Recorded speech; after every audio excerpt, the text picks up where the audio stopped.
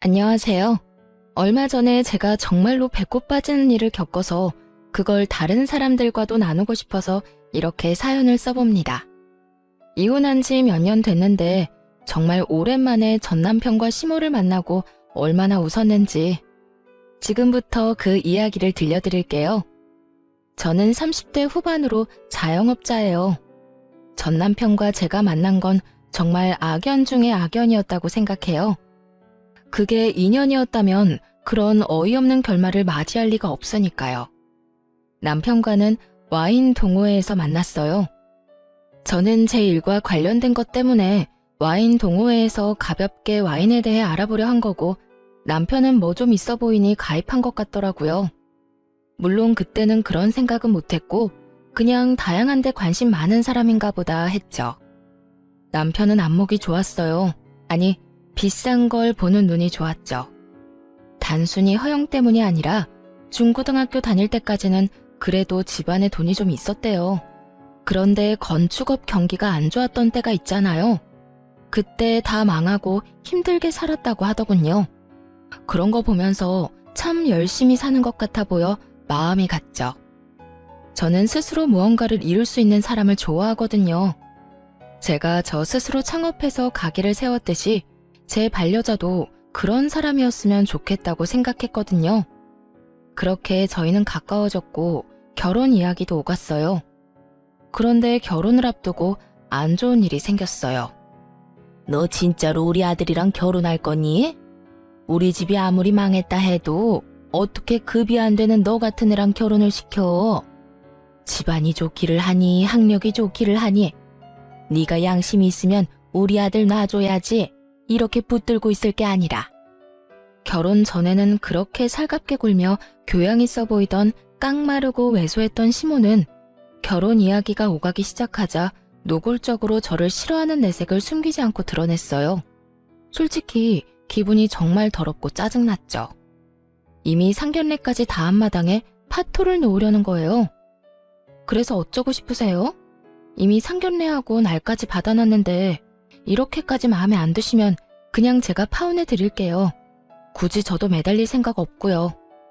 저는 그 자리에서 일어나 어깨에 가방부터 맸어요. 그리고 나가려고 했죠. 그랬더니 남편이 깜짝 놀라 제게 와서 손을 잡더군요. 그리고 시모가 그 모습을 보고 깜짝 놀라더라고요. 여태껏 제가 남편을 좋아해서 매달렸다고 생각했나 보더라고요. 그런데 사실 그렇지는 않았어요. 저는 결혼에 그다지 로망이 없는 여자였고 좋은 시기에 괜찮은 남자가 있어서 한다는 느낌밖에 없었거든요. 저기요, 갑자기 무슨 파혼이야. 우리 결혼하기로 했잖아. 엄마는 내가 설득시킬게. 어차피 엄마가 결혼하는 것도 아니고 결혼은 내가 하는 건데.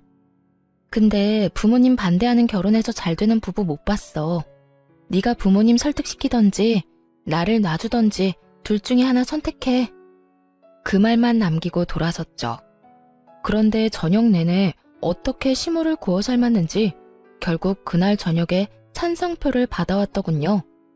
그렇지만 제 기분은 이미 상했고 결혼에 대한 생각도 반 정도는 날아갔어요. 그런데 남편이랑 살 건데 굳이 시모랑 안 좋다고 헤어질 필요 있나 싶기도 하더라고요. 오기도 생겼고요. 그래서 결국은 무사히 결혼을 하게 된 거죠.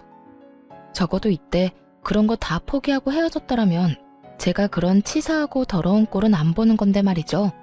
생각이 짧았죠.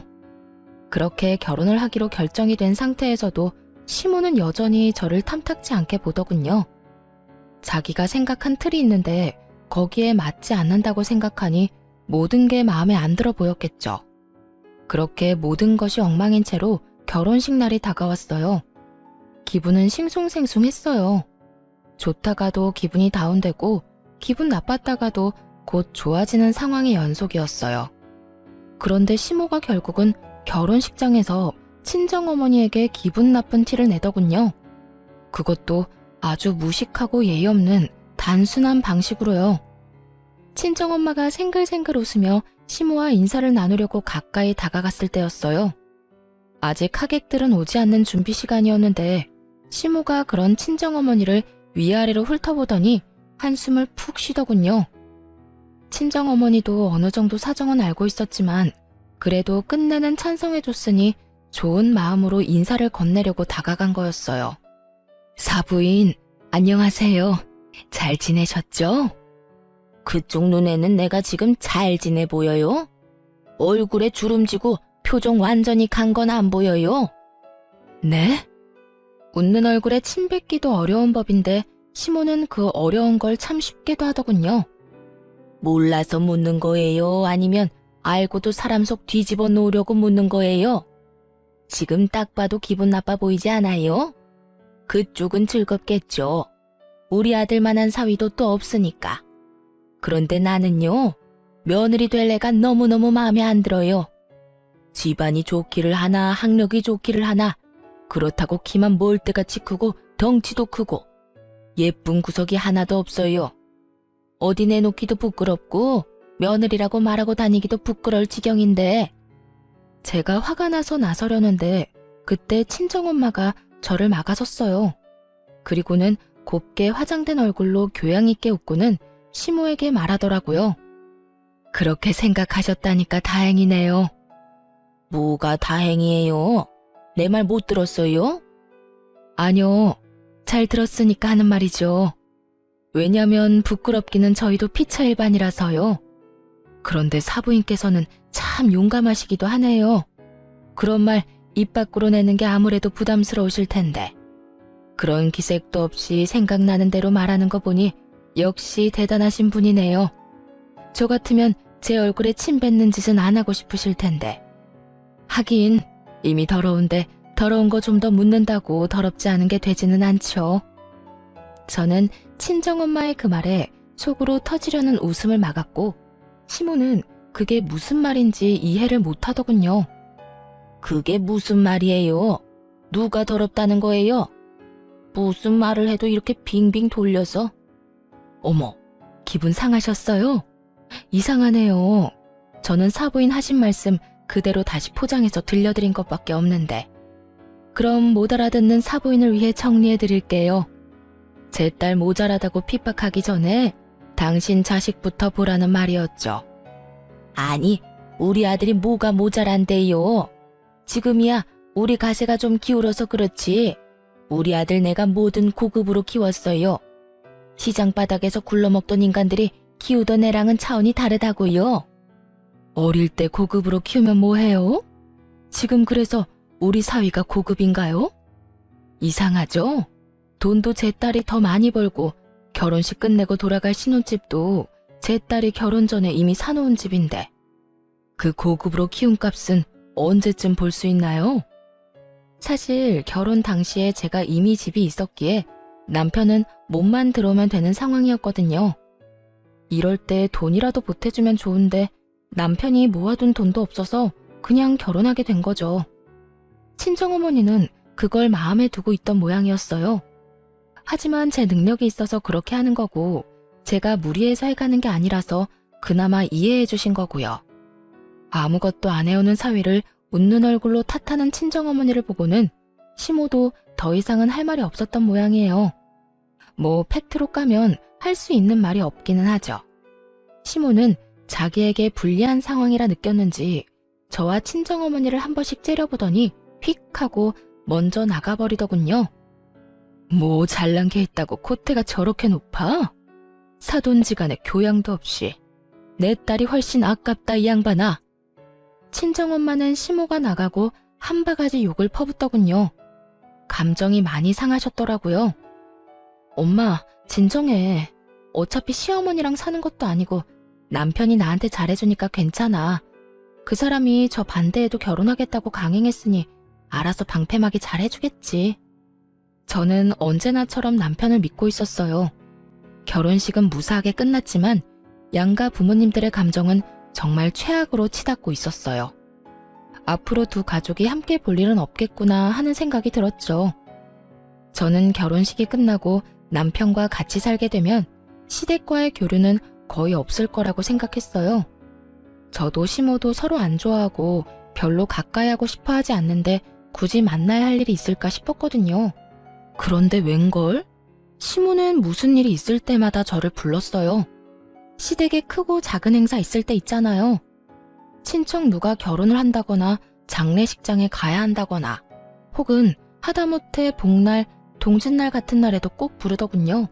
그런데 시댁에 가는 건 크게 신경 쓰이는 일이 아니었어요. 매번 밥 먹을 때만 빈정이 상해서 그렇죠. 일하는 걸 매번 시켰냐고요? 아니요. 저한테 손도 못 대게 하셨어요. 주방도 못 오게 했죠. 그리고는 본인이 다 알아서 하나씩 내왔어요. 밥이며 반찬이며. 그런데 말이죠. 아무리 제가 싫어도 먹는 걸로 쪼잔하게 구는 건 좀 너무하지 않나요? 어머님, 밥 양이 좀 적은데 밥솥에 밥 있나요? 처음에 이 짓을 당했을 때 저는 그냥 시모가 잘 몰라서 그랬다고 생각했어요. 젊은 여자이니까 밥을 적게 줘야 한다고 생각하신 것 같다고요. 그래서 밥 공기에 반밖에 안 되는 밥에도 아무 생각 없이 가서 밥 좀 더 퍼와야지 하는 생각을 했거든요. 그런데 시모가 천연덕스럽게 그러더군요. 예, 밥솥에 밥 없어. 그 밥이 다야. 많이 먹으면 속 부대끼고 힘드니까 오늘은 그만 먹거라. 처음에는 밥을 적게 해서 그런가 보다 했거든요. 그런데 한두 번이 아니더라고요. 그 뒤에도 몇 번이나 밥 양은 적고 맛있는 고기 반찬은 멀찍이 두고 제 앞에는 나물 쪼가리만 놔두는 거예요. 아무리 제가 무덤덤한 사람이라도 이건 눈치를 못 채는 게 더 이상한 일이었죠. 처음에는 아무것도 모르고 밥 좀 많이 달라고 말했는데 그때 시모가 저한테 뭐라고 한 줄 아세요? 적당히 먹어. 넌 덩치도 크니까 그만 먹어도 된다. 여자가 그렇게 멀때같이 커도 못 쓰는 거야. 하등 쓸모가 없어. 자꾸 야무지고 단단해야 하는 법인데 그것마저도 마음에 안 드니 원. 그런 말을 하는데 진짜 미쳐버리겠더라고요. 밴댕이 소갈딱지 같은 저 시모에게 뭔가 복수라도 해주고 싶었죠. 그렇게 타이밍을 엿보던 제게 아주 좋은 기회가 생겼어요. 그때는 명절이라 친척분들이 다들 집에 오시는 날이었어요. 그리고 여느 때보다 많은 사람이 오는데 시모가 그 전날에 허리를 삐끗하는 바람에 아무런 준비도 못하게 됐거든요. 시모는 저를 불러서 요리를 하라고 시켰어요. 그래도 제가 요리 솜씨는 좀 있어서 남편이 시모에게 매번 자랑하곤 했거든요. 와이프 음식 다 맛있다고요. 그래서인지 이번에는 부엌을 제게 맡기더라고요. 네가 요리 솜씨가 좀 있다며? 그래, 변변히 내세울 것도 없는 애한테 그 정도 장점 하나는 있어야지. 할 게 없으면 그거라도 하는 게 맞고. 내가 허리만 안 아프면 너한테 시킬 일 없다만 이번에 오시는 손님들 중요한 분들이니까 실수하지 말고 맛 신경 써서 올려라. 꼭 기분 나쁜 말 한마디 섞고는 저한테 모조리 시키더군요. 저는 이때다 싶어서 열심히 요리를 했어요. 대신 양은 그날 오신 손님이 아주 적게 먹을 만큼만요. 제가 시모에게 받은 딱 그만큼만 준비했어요. 그리고 손님들 다들 오시고 식사를 내어갔어요. 밥 공기에 밥도 반만 있고 반찬은 나물은 가득. 그런데 고기 반찬은 각자 한 입도 못 돌아갈 만큼 아주 적게 해서 그랬더니 사람들이 제 눈치만 보더군요. 아이고, 우리 질부가 손이 참 작네. 양이 이렇게 적어서야. 질부는 원래 요만큼만 먹어? 역시 젊은 애들은 나이 든 사람이랑은 다른가 봐. 아니면 애들 거랑 착각했나? 착각 아닌데요. 애들 것도 그만큼 담았어요. 애들은 그래도 영양분 섭취는 해야 하잖아요. 어? 근데 어른들한테는 무슨 밥을 이렇게 쥐꼬리만큼 가져왔어? 젊은 사람이 어른들 놀리는 거야? 밥이랑 반찬을 이렇게 적게 주면 어떡해? 아, 그거요? 제가 설마 어른들 놀리려고 이러는 거겠어요? 이상하게 어머님이 저 시댁 올 때마다 밥을 딱 그만큼만 주셨거든요. 더 달라고 하면 속 부대끼고 몸에 안 좋으니까 그만 먹으라고 하시면서요. 근데 저 빼고 다른 가족들은 다 밥 한 공기 든든하게 드시길래 손님한테만 건강 생각해서 밥 적게 주는 게 이 집안 가풍이구나 하고 생각했거든요. 그래서 저도 어머님이 저한테 하신 것처럼 딱 그렇게 드렸는데 마음에 안 드시나 보네요. 어쩌죠, 어머님? 저는 최대한 생글생글 속없이 웃어 보이며 시모 속 긁는 소리를 해댔고 그 말에 더 열이 받은 건 시부 쪽이었어요. 벌겋게 달아오른 시부와 그런 시부를 보고 오들오들 떠는 시모를 보며 저는 속으로 너무 통쾌함을 느끼고 있었어요. 아니, 내가 언제 너한테 그랬다고 이러니? 네? 아버님이랑 남편도 다 듣고 있었는데 그럼 제가 거짓말이나 하는 사람이라고 하시는 거예요? 이상하네요. 설마 제가 모르는 가풍이 또 있었나요? 어머님이 저한테 그런 거 가르쳐주지 않아서 잘 모르겠어요. 아무것도 모르는 놈이 이기는 거예요. 게다가 그걸 알려줘야 할 사람이 제대로 일을 안 하면 그 화살은 모두 그 사람에게 돌아가는 거고요. 손님들이 그 밥을 앞에 두고 고사라도 지내는 듯 눈치만 보고 아무도 밥 숟가락을 들 생각도 안 하더군요. 아이고, 질부가 속이 많이 상했나 보네. 형수, 아무리 그래도 애 밥은 좀 잘 챙겨줘야지. 그런 오해를 하게 만들면 어쩌란 말이오. 우리 집안 사람들이 다 쪼잔하고 손님 대접할 줄도 모르는 사람이라고 생각하겠네. 그러니까요. 형님, 먹는 걸로는 이러지 맙시다. 그것도 며느리고 평생 안 볼 거면 모를까. 평생을 얼굴 마주치면서 살아야 하는데. 그리고 요즘 며느리들 얼마나 무서운지 알지요? 이러다가 늙고 병들면 어쩌려고 이래요. 좋은 게 좋은 거니까 너무 사람 혼내지 말고 좀 잘 대해줘요. 시집 온 지 얼마 안 된 며느리한테 쪼잔하게 밥 가지고 장난을 치셨대요. 다들 한 소리를 하는데 시모 얼굴이 부들부들 떨리더군요. 자기가 여태 저한테 한 짓을 이런 식으로 돌려받을 줄 상상도 못했나 보더라고요. 하긴 상상이라도 했으면 저한테 그런 짓을 할 리가 없었겠죠. 저는 여전히 모르쇠로 일관하고 있었고 이 일에 대답을 해야 하는 건 시모와 시부였죠. 제가 말 한두 마디 더 보태면 분위기 박살나는 걸 테니까요. 당신 도대체 무슨 짓 한 거야? 집안 망신을 혼자 다 시키고 있어. 당신이 속 좁게 쪼잔하게 굴면서 며느리 괴롭히는 거 꼭 이렇게 다른 가족들이 다 알아야겠어. 그럼 사람들이 우리를 어떻게 보겠냐고. 사업 망해서 엎어지고는 베풀 줄도 모르고 지 생각만 하는 이기적인 인간으로 비춰질 거 아니야. 생각이라는 게 있는 거야 없는 거야? 꼭 내 얼굴에 먹칠을 해야겠어. 그게 왜 내 잘못이에요? 밥이며 반찬이며 내온 건 며느리인데 왜 내가 욕을 먹냐고요? 며느리가 당신이 하는 짓을 보고 그대로 배워서 하는 거잖아. 도대체 얼마나 먹는 걸로 치사하고 집요하게 굴었으면 며느리가 그걸 가풍으로 생각하겠냐고. 그리고 며느리 하는 일에 시어머니가 욕먹는 거는 당연한 거 아니야? 당신이 어른이잖아, 어른. 가르치고 우리 집 사람으로 만들어도 모자랄 판에 매번 그런 식으로 못됐게 구니 며느리가 당신의 뭘 보고 배우겠소? 제가 뭘 그렇게 잘못했는데요? 내가 그렇게 굴 때 당신이라고 뭐 며느리한테 좋은 말 해준 적이 있어요? 다들 모르는 척 눈 감고 있어놓고 왜 나한테만 이래요? 그렇게 저는 손 안 대고 코 시원하게 풀어냈죠. 결국 식사 자리는 파토가 났고 손님들은 식사를 하지도 못하고 밖에서 먹고 오겠다며 나가버렸죠. 근데 그 사람들 틈에 남편도 섞여 나가더군요. 이 집안에서 일어날 분란 따위 자기랑은 상관없는 일인 것처럼요. 하긴 남편이라고 몰랐겠어요. 알면서도 귀찮고 성가실 것 같으니까 입도 안 뗀 거겠죠. 진짜 웃기지도 않는 가족들이었어요. 그렇게 시모와 시부가 싸우고 저는 그걸 구경하고 있었어요. 시부는 절대 저한테 뭐라고 하지 않았거든요. 그게 뭐 때문인지는 모르겠지만 시모만 주관한 거죠. 결국 그 일이 있고 난 뒤에 시모는 저를 죽일 듯이 노려보더라고요. 그래서 저는 모르는 척 웃어줬어요. 그랬더니 속이 더 뒤집어지는지 한숨을 내리 10번도 더 내쉬더군요.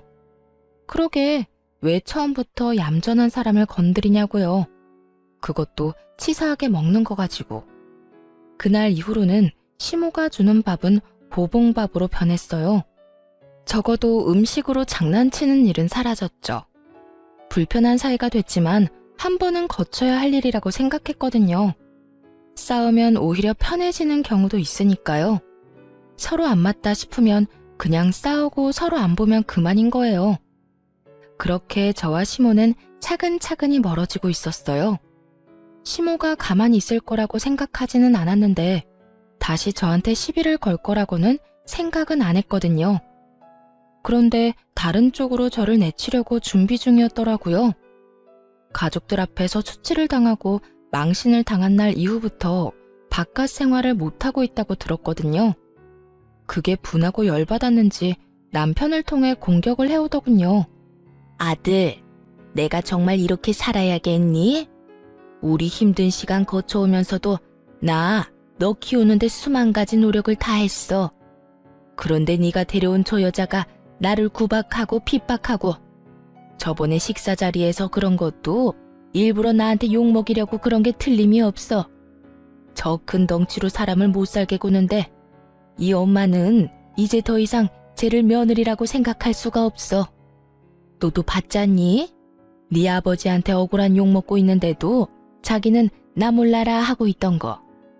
아들아, 너라도 내 마음 좀 알아줘, 응? 세상에 여자가 없니? 저 애보다 훨씬 괜찮고 좋은 여자 널리고 널렸어. 네가 고작 저런 여자한테 홀려서 결혼한 것도 마음에 안 드는데 여기서 저 여자 편들면 엄마 진짜 억장이 무너져. 시모가 눈물을 흘리며 하는 하소연에 저는 그저 어이가 없었어요. 제가 시모를 때릴 일도 없고 구박하고 핍박할 일은 더더욱 없었죠. 오히려 시모가 저를 그렇게 대한 것이 태반인데 그런 시모가 저런 말을 하니. 하지만 식사 자리에서 일부러 욕먹이려고 한 건 제 의도가 맞긴 했죠. 저는 남편이 그런 헛소리에 넘어갈 거라고는 생각도 안 했어요. 그런데 제 예상이 완전 보기 좋게 박살났죠. 내가 저번에 가족들 왔을 때도 생각했는데 당신 좀 너무한 거 아니야? 우리 엄마가 너한테 좀 서운하게 했기로써니 그런 식으로 사람 많은 데서 우리 엄마를 욕보일 수가 있어? 그 이야기를 듣는데 이성에 빠직하고 금 가는 소리가 환청처럼 들리더군요. 이게 뚫린 입이라고 함부로 말을 하더라고요. 좀 서운하게 해? 매번 올 때마다 밥으로 치사하게 구는데 그게 어떻게 좀 서우냐. 그리고 말은 똑바로 해야지. 내가 당신 엄마를 욕보인 게 아니라 당신 엄마가 나를 핍박한 거잖아. 너도 알잖아. 내가 시댁에서 어떤 취급받는지. 그래도 네가 시댁에 오래 있지 않으려고 하고 용건만 끝나면 집으로 빨리 돌아오려고 했기 때문에 그딴 거지 같은 짓도 참아낼 수 있었던 거야. 마누라가 그런 치사한 짓 당하고 있는데 지는 혼자 옆에서 밥을 2그릇이나 처먹으면서 본 척도 들리는 척도 안 하던 주제에 뭐? 야, 가해자나 방관자나 피해자한테는 똑같거든? 그럼 그때 이야기하지 그랬어. 그리고 나한테만 밥 적게 주는 게 거짓말이었어? 없던 일이고 다 내가 지어낸 일이었냐? 너나 어머님이나 나한테 할 말 있기는 해? 너 진짜? 감정이 다분히 섞인 제 말투에 남편 놈이 화를 내려는데 시모가 말리더라고요. 그러더니 뭐라는 줄 아세요? 그래, 며느리 네 말이 다 맞다. 그렇지만 나도 그것 때문에 너랑 우리 아들 사이 반대하는 것만은 아니야. 너희 결혼한 지 벌써 4년이야. 그런데 애가 안 생기지 않니? 우리한테 애가 얼마나 중요한데. 아들, 내가 그냥 하는 말이 아니야. 애도 못 낳는 애 데리고 언제까지 이렇게 살래? 그러지 말고 적당히 정리해, 응? 이 엄마는 매일매일 그때 생각나면 트라우마가 막 생길 것 같고 수치스럽고 죽고 싶고 그래, 응? 어머님은 연기자 하셔도 되겠어요. 어쩜 이렇게 연기를 잘하시는지. 뭐 수치스러운 일이긴 했죠. 그런데 그게 수치스러운 일인 줄 알았으면 애초에 그런 수치스러운 일을 안 하면 됐을 일이잖아요. 일을 이렇게 만든 건 어머님인데 왜 저한테 모든 화살을 돌리는지 모르겠네요. 아, 이게 바로 그 말로만 듣던 피해자 코스프레인가요? 가해자가 피해자인 척 울고 불고 피해자한테 다 뒤집어 씌워서? 빈정대는 제 말투에 남편 놈이 눈이 뒤집어져서는 저한테 막말을 내뱉더군요. 야, 너 말 조심 안 해? 뭐 이렇게 경우 없고 예의 없는 인간이 다 있어? 네가 이런 인간인 줄 알았으면 나도 너랑 결혼 안 했어. 게다가 어른 말씀하시는데 뭐? 넌 뭐가 그렇게 잘났는데? 뭐가 그렇게 잘나서 우리 집안을 무시하냐고. 내가 잘나서 무시하는 게 아니라 지금 하는 짓이 무시할 만해서 무시하는 거잖아. 그러는 넌 뭐가 잘났어? 여태껏 아무것도 한 적 없는 주제에 이제 와서 너네 엄마 편들려고 두 팔 걷고 달려든 꼴 보니 내가 이제야 제정신이 드네. 완전 질렸어. 너 하나 믿고 결혼했는데 너마저 저딴 집구석 사람이랑 똑같다는 걸 알고 나니 모든 미련이 사라지는 기분이야. 질렸으니까 우리 이혼하자. 나도 너랑은 이렇게 못 사니까. 제 말에 남편 뒤에서 싱긋 웃는 시무를 보니 토할 만큼 기분이 더러웠죠. 그런데 남편놈 표정은 당황스러운 표정이었어요. 이 정도로 서로 상처 주는 말 해놓고 이혼하자는 말에 당황스러울 게 뭐가 있나 싶었거든요. 갑자기? 이런 일로 이혼은 좀 아니지. 내가 뭐 엄청 잘못한 것도 아니고 장난치지 마. 장난 아니야. 나 지금 엄청 진지하거든? 나 기본적으로 받은 대로 돌려주는 사람이라는 거 당신도 잘 알잖아. 당신 엄마가 날 존중하지 않으면 나도 당신이랑 당신 엄마 존중할 필요 없지. 우리 엄마가 너 나보다 돈 못 번다고 타박을 주기를 했어. 너 말랐다고 외모로 사람 기분 나쁘게 하기를 했어. 더 챙겨주고 너 볼 때마다 나 몰래 용돈까지 쥐어주신 거 내가 모를 줄 알았어? 그런데 너희 엄마는 나한테 어땠어? 데리고 다니기 부끄럽다며 여기저기 말하고 다니고 자기네 집에 시집 올 급이 아니라고 내 욕이나 하고 다녔지. 그것뿐이면 말도 안 해. 치사하게 먹는 걸로 장난친 것도 너희 엄마가 먼저 시작한 거거든? 그래서? 진짜 나랑 헤어지겠다고? 아, 정신 좀 차려. 네가 나랑 헤어지고 다른 남자 만날 수 있을 것 같아? 나니까, 나 정도는 되니까 너처럼 별거 없는 애 데리고 사는 거야. 네 인생에 네 돈 빼면 남는 게 뭐 있어? 성격은 더럽고 남한테 져줄 줄도 모르고 다른 사람 엿먹일 생각만 하는 성격 파탄자 주제. 순간 욕이 목구멍까지 밀고 나오는데 그걸 참느라 죽을 뻔했어요. 대신 실컷 비웃어줬어요. 그래서 지금 나한테 자랑해? 너 능력 없다고? 돈 많은 여자 만나서 편하게 살고 싶었다는 거 고해성사해? 그래, 그럴 수 있지. 얼마나 자기 능력에 자신이 없으면 마누라를 능력 보고 선택하겠어? 뭐 이제라도 인정했으니 더 할 말은 없겠다. 그치? 하긴 맨날 급이 안 맞니 어쩌니 하지만 솔직히 너희 집이 뭐가 대단한데? 예전에 돈 많이 벌었다고 지금도 그래? 옛날 감성에 젖어가지고 사람을 자기 밑으로 내려보는 당신네 가족들이 한심해서 내가 너랑 못 살겠다는 거야. 너 말 다 했어? 그래, 이혼해. 이혼하자면 누가 무서워할 줄 알고? 그렇게 말은 했지만 남편놈 얼굴에는 불안이 가득했어요. 열받아서 말을 꺼냈는데 자기가 이뤄야 할 것들이 이제 슬슬 눈에 보이는가 보더라고요. 저랑 결혼하면서 누릴 수 있었던 것들이었으니 불안하기도 하겠죠. 그렇지만 이미 입 밖으로 꺼낸 말을 주워 담을 수도 없잖아요.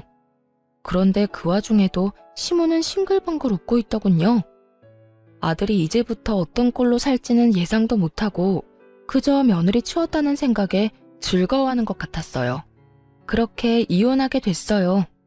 5년도 안 되는 결혼 생활, 결혼 전부터 가지고 있던 내 집, 시모의 노골적인 괴롭힘, 이런 것들 덕분에 저는 소송에서 유리한 위치로 남편 놈을 탈탈 털어낼 수 있었죠. 얼마 되지도 않는 짐 챙겨서 시댁 가는 거 볼 때는 얼마나 고소한지 웃음이 다 나더군요. 그리고 집에 온 아들을 보며 당황한 시모가 저에게 전화했을 때도요. 야, 왜 우리 아들 쫓아내? 아니, 아들이 나올 게 아니라 그 집도 재산 분할해야 하는 거 아니야? 결혼 전에 들고 온 재산은 재산 분할 거의 안 돼요. 특유 재산이라고 하더라고요. 그리고 결혼 기간이 5년도 안 돼서 이 집에 대한 기여도 측정에 어려움도 있고요.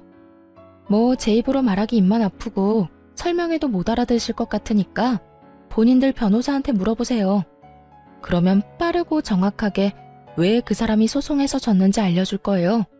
하긴 집안에 뭐 도움되는 일을 했어야 말이죠. 돈만 축내는 주제에 눈만 더럽게 높아가지고 욕심은 또 얼마나 많은지. 지 돈은 안 쓰고 매번 마누라 돈만 쓰려고 하는 꼴을 재판에서 다 보거든요. 그렇게 이혼 원한다더니 속 시원하죠? 저도 속 시원해요. 집에 살던 거머리 하나 떼어낸 기분에 앞으로 그 거머리 속으로 안 들어가도 된다고 생각하니까. 거머리? 너 지금 우리 아들한테 거머리라고? 그럼 거머리가 아니면 뭔데요? 이제 남남이니까 이런 식으로 전화해서 사람 속 긁지 마시고 변호사 통해서 알아보세요. 앞으로 연락하지 마시고요. 역시 끊어내야 마음이 편한 일이 있더군요. 그렇게 이혼하고 저는 새로운 삶을 살게 됐어요. 매번 덩치 크다는 시모 말에 살도 좀 더 빼고 일도 공격적으로 했어요. 이때는 그런 생각을 했거든요. 영원할 줄 알았던 결혼 생활이 무너지니 남자는 곁을 지켜줄 수 있는 존재가 아니라고요. 내 곁을 지켜줄 건 돈밖에 없다는 생각으로 미친 듯이 일만 했던 것 같아요. 그러다 이혼 2년 만에 새로운 사람과 미래를 도모하게 됐고 결국 재혼을 하게 됐어요. 상대방도 재혼이었거든요. 직업은 동네 한의사로 금슬이 좋아 재혼한 지 1년 만에 아이까지 낳아버렸죠. 그날은 친정엄마 생신이라 아이와 친정 부모님을 데리고 퇴근하지 못한 남편을 기다리려 남편 직장에 가게 된 상황이었어요. 평소처럼 한의원 안으로 들어서는데 마지막 시간이라 사람들이 많지는 않았어요. 그런데 그 얼마 없는 사람들 눈이 모두 한 곳을 쳐다보고 있었어요. 이 쓸모없는 노이네. 내가 뭐라고 했어요? 밖에 나올 때는 좀 얌전히 있으라고 했죠. 왜 말을 안 들어요, 말을? 오늘도 굶고 싶어요? 네? 이런 식이니까 예전 며느리도 도망이나 갔겠죠. 덩치도 엄청 크고 목소리도 그만큼 큰 여자였어요. 그런 여자가 작고 깡마른 노인 한 분에게 큰 소리를 치며 손까지 치켜들고 있더군요.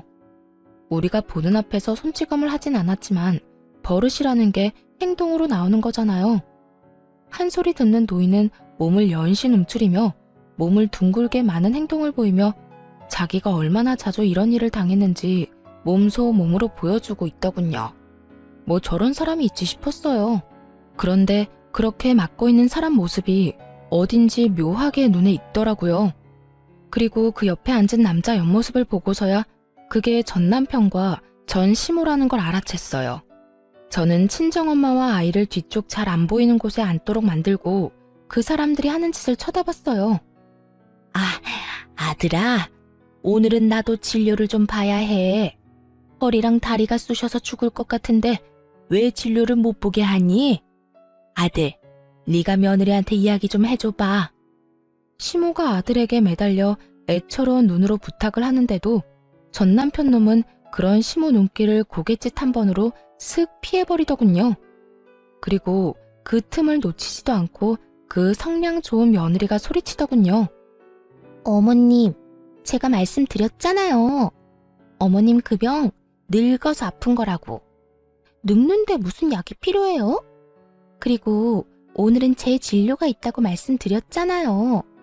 애 낳는 거 중요하다면서요. 그래서 여기 다이어트랑 임신 잘 본다고 해서 왔고, 그러면 제가 더 급하지 어머님이 급한 건 아니잖아요. 생각이라는 건 하고 사세요. 네? 아니, 무슨 노인네가 말만 하면 아들 붙잡고 해달라고 난리야? 할머니한테 쓸 돈 없다고요. 다시 말해줘요. 이야, 성격 대단하더군요. 제가 치를 떨던 사람들 모두를 혼자 상대함에도 밀리지도 않고 오히려 압도하는 모습에 박수라도 쳐주고 싶은 마음이었죠. 이상하게도 저 상황이 노인을 괴롭히는 모습처럼 느껴지지 않은 건 아마도 제가 저들에게 당한 게 있어서 그런 걸지도 모르겠네요. 그리고 저 여자가 저렇게 구는 것이 아마 당한 것이 있기 때문에 나온 게 아닐까 하는 생각도 들었죠. 아니, 그러니까 오늘은 제발 진료라도 한번 봐주게 하면 안 되겠니? 기어 들어가는 목소리로 며느리에게 말하는 시모는 거의 귀도 못 펴고 말도 제대로 못 하더군요. 안 된다고요. 말 못 알아들어요? 아니면 귀 먹었어요? 제가 아까 말했잖아요. 그렇게 진료받고 싶으면 돈이라도 벌어오던가 아니면 아들한테 돈 벌어오게 하던가. 맨입으로 왜 자꾸 남의 돈 빼먹으려고 그래요? 나한테 뭐 돈 맡겨놨어요? 밥벌어지 같은 인간들이. 말하는 걸로 봐서는 전 남편은 직장을 그만둔 것처럼 보이더군요. 여자 쪽이 경제권을 더 쥐고 있어 보였어요. 하긴 입고 있는 것만 해도 그랬죠.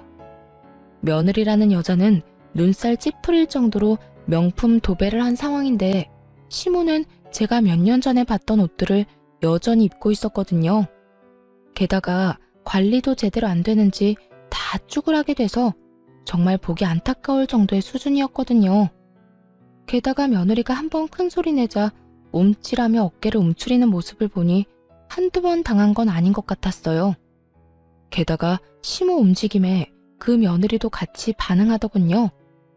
시모가 자리에서 일어나자 며느리가 시모 팔을 확 붙잡아 당겨 강제로 앉히더군요. 어디 가세요?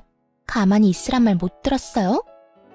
예, 화장실 좀 가려고 그런다. 그래서 제가 귀찮게 하지 마시고 기저귀 차라고 했죠. 밖에 나올 때마다 1시간에 한 번씩 화장실 간다고 하면 어머님 같으면 기분 좋겠어요? 다 늙어빠진 노인을 데리고 다니는 것도 속상한데. 당신은 뭐 하는 거야? 돈도 못 버는 주제에 앉아서 꿀 빨려고? 당장 같이 화장실 갔다 와. 전 남편은 엉거주춤 일어나 시모를 부축해 화장실로 가더군요. 정말 헛웃음이 입 밖으로 마구 튀어나오더군요. 이게 바로 여우 피하려다 호랑이를 만난 사람들의 모습 아닐까요? 시모의 모습은 호랑이보다 더 무서운 존재를 만난 것처럼 보였으니까요. 화장실이 저희 쪽 통로에 있어서 지나가는데 전 남편 놈이 저희 친정엄마를 알아본 것 같더라고요. 그런데 이미 화장실 가는 중이라 눈으로만 빤히 쳐다보고 들어가더군요. 그 사이 전 남편의 재혼녀가 제 남편 부름을 받고 진료실로 들어갔어요. 그런데 정말 웃긴 게 밖에서 시어머니 쥐잡듯이 잡던 여자가 간호사가 부르는 이름에는 네 하면서 굉장히 애교 있는 목소리로 답하고 들어가더라고요. 그 차이가 너무 뻔히 보여서 웃겼죠. 전 남편과 전 시모가 화장실에서 돌아오는 길에 자기 마누라가 없는 걸 확인하고는 저희 친정엄마 쪽으로 다가오더군요. 오랜만입니다. 그래, 오랜만이네. 이런 데서 볼 줄은 몰랐는데 한국도 참 좁군. 그렇네요. 잘 지내셨죠? 잘 지냈지. 근데 자네는 잘 지내는 것처럼은 안 보이네만. 엄마의 뼈 때리는 말에 전 남편이 잠시 멈칫하더니 씩 웃으며 엄마에게 한마디 툭 꺼내더군요. 그 사람은 잘 지내고 있습니까? 결혼은 했어요. 그 성격에 재혼하기 힘들 텐데. 떨어진 자기 자존심을 나로 회복하고 싶어 하는 것 같더라고요. 제가 재혼을 절대 못할 거라고 생각했나 봐요. 옆에 있던 지 전 마누라도 못 알아보면서 재혼은 했지. 아주 좋은 사람이랑 했어. 능력도 있고 심지어 인성도 바르지. 말로는 누가 그런 말 못해요. 그렇지. 그런데 자네도 내 사위 직장에 와 있지 않은가? 사위 직장이요? 그래. 여기 한의원 원장이 내 사위일세. 자네도 진료 보니 여기 온 거 아니야? 사람 참 괜찮아. 수더분하고 권위의식이나 자존심이 높은 것도 아니고 사람한테 잘 맞춰줄 줄 아는 참 제대로 된 사람이지. 그 이야기에 전 남편이 놀란 듯 눈을 크게 뜨더군요. 그러다 엄마가 호호하며 웃으며 전 남편에게 말하더군요. 오늘 내 생일이라고 사위가 식사를 같이 하자고 하더라고. 그래서 사위랑 딸이랑 손주랑 다 같이 여기 온 거지. 너 왜 거기서 모르는 사람처럼 서 있어? 엄마가 전 남편 앞으로 저를 끌어당기며 말했죠. 둘은 귀신이라도 본 것처럼 깜짝 놀라더군요. 그럴 리가. 네가 여기 원장님 사모님이라고? 네 남편이 한의사라고? 네, 제 남편이 여기 원장이에요. 오랜만이네요. 반갑다고 하기에는 좀 그렇네요. 잘 못 지내시는 것 같아서. 당신이 재혼을 했다고? 응. 당신이랑 당신 어머니가 나한테 준 충격요법이 꽤나 도움이 된 모양이야. 그래서 고맙다는 말은 한번 해주고 싶었어. 여기 있는 두 사람 덕분에 똥차 버리고 좋은 차 타게 됐잖아. 게다가 애도 낳고 잘 살고 있고. 그때는 애가 안 생기는 게 참 답답했는데 지금 생각하면 그게 운명이었던 거지. 애 낳고 이혼했었어 봐. 얼마나 복잡했겠어? 그리고 재혼하는 것도 힘들었겠지. 근데 당신 와이프는 애 낳으려고 한의원 찾았나 봐. 참 이상하다. 나도 그렇고 저 여자도 그렇고 애 안 생기는 거 보면 딱히 여자 문제만도 아닌 것 같은데. 뭐 내가 신경 쓸 건 아니지. 난 이제 애가 있으니까. 뭐? 똥차? 너 지금 나한테 똥차라고 했어? 그리고 은근히 지금 사람을 고자로 몰아가는 거야. 응, 그럼 아니야? 너 여자 능력 보고 결혼하는 무능력자잖아. 내가 너한테 헌신하는 동안 너는 내 등골 빼먹으려고 했고, 똥차라기보다는 거머리인가? 뭐 거기서 거기겠지만. 그리고 충고하는데 당신도 비뇨기과 진료 한번 봐. 내 생각엔 여자 둘이 모두 자연 임신을 못 시키는 건 분명히 생식 능력에 문제 있는 거라니까. 근데 그런 거면 당신 지금 와이프한테 잘해야겠다. 경제적인 능력도 꽝인데 그 능력도 꽝이면 당신 마누라는 도대체 무슨 재미로 산다니? 제 말에 전 남편 놈이 부들부들 떨며 노려보더라고요. 싹 무시하고 시모 얼굴 보며 말을 이어갔어요. 아, 그리고 당신 어머님은 내가 있던 때보다 더 잘 사는 것 같아서 보기 좋네. 하긴 나랑 안 맞아서 스트레스 많이 받으셨으니까. 새로 들인 며느리는 좋은 사람 들였겠죠. 그렇잖아도 저랑 저 사람 떼어놓을 때는 저 말고 세상에 좋은 여자 많다고 하셨잖아요. 어때요? 두 번째 며느리는 잘 맞으시죠? 시침이 뚝 떼고 두 사람 사이를 묻자 시모 얼굴이 확 굳어버리더군요. 잘 맞을 리가 없죠.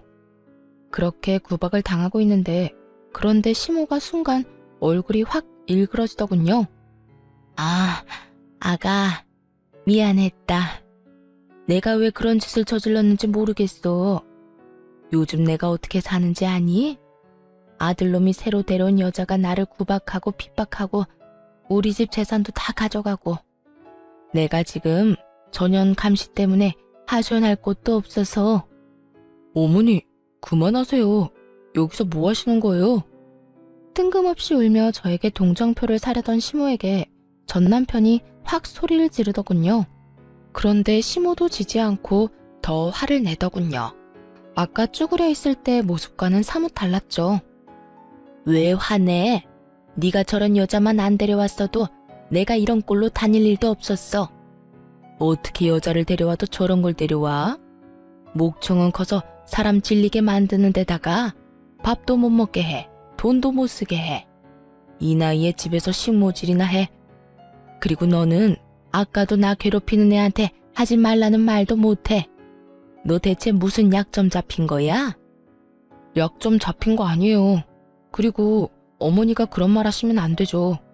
이 사람이랑 헤어지게 만든 건 어머니잖아요. 그래놓고 이제 와서 다른 소리 하시면 어떡하냐고요. 엄마 노망 났어요? 진짜 치매라도 걸린 거예요? 자기가 한 짓은 다 있고 지금 내 탓하는 거냐고요. 너도 나 치매로 몰아갈 거냐? 네 마누라가 나 요양원에 쳐넣으려고 밑밥 가는 거 내가 모를 줄 알았어? 너도 알고 있었지? 그리고 내가 이럴 줄 알기나 했어? 이럴 줄 몰랐으니 하는 이야기지. 내가 좀 건드렸다고 마누라랑 그렇게 후다닥 이혼하는 네 놈도 잘한 건 없잖아. 차라리 네 전 마누라가 훨씬 나았어 이거사. 네가 말년에 나를 피말려 죽이려고. 저와 친정엄마를 앞에 두고 두 사람이 서로 네 탓이네, 네가 잘못했네, 남들 탓만 하고 있더라고요. 누가 누굴 탓하나요? 둘 다 똑같은 인간들인데. 둘이서 티격태격하는데 마지막 진료가 끝났는지 그 여자가 밖으로 나왔더군요. 그리고는 시모와 전 남편이 있는 곳으로 걸어왔어요. 지금 뭐 하는 거야? 당신 엄마, 당신이 알아서 하라고 했어, 안 했어? 이런 데까지 와서 소란 피우면 어쩌자는 건데? 요양원 쳐놓겠다는 말이 농담처럼 들려? 미안하다. 나는 아는 사람을 만나서. 급격히 쪼그라든 전 시모가 저를 보며 아는 사람이라고 말하자 그 여자가 저를 아래 위로 훑어보더니 묻더군요. 그쪽은 누구세요? 아, 죄송해요. 저는 이 한의원 원장님 와이프예요. 어머, 사모님이셨구나. 어쩐지 태가 다르다고 생각했어요. 저 요새 원장님 진료받는데 너무 친절하시고 좋은 거 있죠? 저도 빨리 이세 가져야 하는데 몸이 안 따라줘서 한약 먹으면서 몸 만들고 있어요. 저희 어머님이 한의원 자주 왔었나 봐요. 얼굴까지 알 정도면. 아시겠지만 연세 너무 많으면 하는 말들이 다 정상은 아니잖아요. 아프다고는 하는데 그 나이 먹고 안 아픈 사람도 없고, 그리고 하는 일도 없이 집에서 빈둥대기만 하는 사람이 아플 리도 없고 말이죠. 어머님은 자기 몸보다 손주 걱정만 하시니까 이렇게 병원 와도 자기 진료는 안 보려고 하시더라고요. 변명 아닌 변명을 능숙하게 거짓말로 술술 풀어내는 여자를 보며 시모가 늙음하게 고생 꽤나 하겠다 싶더라고요. 자기 생각에는 저를 내쫓으면 더 좋은 며느리감이 집에 들어올 줄 알았나 봐요. 그런데 어쩌나요? 당신 아들이 여자 돈만 많으면 다 좋다는 무능력자인데 결국 이번에도 돈 많은 여자 물었더라고요. 대신 저보다 더 기골이 장대하고 손도 소뚜껑처럼 커서 맞으면 아플 것 같은 여자를요. 여보, 뭐해? 가자. 여기서 이러고 있을 시간 없어. 시간이 없기는? 너 시간 많이 남잖아. 일도 그만두고 밥이나 축내는 게 나 사모님이랑 이야기하는 거 안 보여? 남편을 앞에 두고도 더 큰 존재감을 뽐내는 전 남편의 와이프를 보며 제가 말했어요. 두 분 참 잘 어울리시는 것 같아요. 보기 좋아 보여요. 어르신도 잘 모시고. 남편분이 복 받으셨나 보네요. 해실해실 웃으며 전 남편과 시모를 향해 싱긋 웃어 보였어요. 꼴 좋다고 말하는 걸 찰떡같이 알아들은 두 사람은 표정이 썩어갔고 그 앞에서 아무것도 모르는 전 남편 와이프는 웃으며 손사래를 치며 말하더군요. 어머, 사모님, 진짜 말 너무 예쁘게 하신다. 사모님이야말로 원장님이랑 너무 잘 어울려요. 그렇게 인사치레 말 한마디 건네고 세 사람이 마지막으로 한의원 밖으로 빠져나갔어요. 그리고 그 뒤에 남은 저와 친정엄마는 배꼽 빠지게 웃었죠. 예, 내가 속이 다 시원해. 어쩜 너희 예전 시어머니 어쩌냐? 저기에 비하면 너는 완전 순둥이였는데. 나 버리려고 할 때는 미래 같은 거 몰랐겠지. 뭐 자기 무덤 자기가 판 거지. 저런 사람인 거 모르고 결혼했겠어? 딱 봐도 여자 돈 많아 보이던데. 또 돈 많은 여자 잡는다는 게 이번에는 더 독한 사람 고르는 바람에 저렇게 됐을 테니 말이야. 사람 앞길 참 모르는 일이야. 그 고약한 사람이 저렇게 구박받으면서 살 줄이야. 정말 너무 웃겼거든요. 저 이혼시키려고 없는 이야기 지어 만들 때 자기가 구박당하고 핍박당했다고 했었잖아요. 그런데 지금 그 말 그대로 당하고 있는 꼴을 보니 말이 씨가 됐다는 말이 떠올랐거든요. 자기 미래가 저렇게 될 줄 알았겠어요? 아마도 나오는 대로 아무렇게나 짓거렸겠죠. 그런데 그게 저 사람의 미래가 됐으니 정말 세상 참 신기한 일도 다 있더군요. 몇 년 만에 오랜만에 만난 전 남편과 전 시모의 이야기.